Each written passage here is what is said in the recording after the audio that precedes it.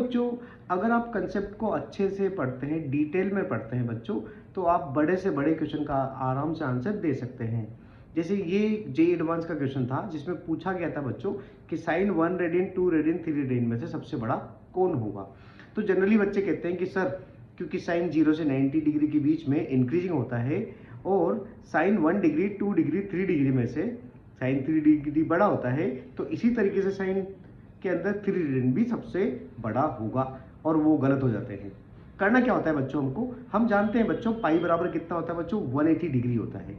ठीक है, तो यहाँ से पाई की वैल्यू 3.14 रेडियन होती है, तो यहाँ से 1 रेडियन की वैल्यू निकाल दोगे आप 57.3। ऐसे ही 2 डिग्री और 3 डिग्री भी हम निकाल देंगे। ठीक है, अब इसको साइन के ग्राफ को प्लॉट करके वहां पर मार्क कर देंगे।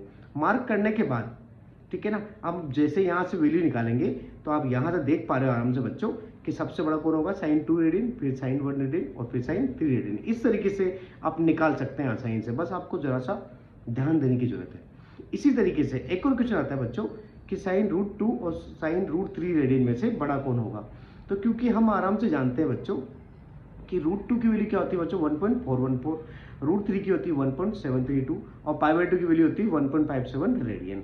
अब इसमें से जो भी पास होगा पाई/2 के वही बड़ा होगा। ठीक है ना, तो आप यहाँ से देखेंगे बच्चों कि √2 पाई/2 के पास होगा। कैसे बच्चों, मैं इनका डिफरेंस निकाल रहा हूँ, दोनों का डिफरेंस कितना रहा, 0.156, और फिर √3 के साथ डिफरेंस निकालता हूँ जो आता है 0.162। इसका मतलब ये दूर है, मतलब √2 ही पास में था।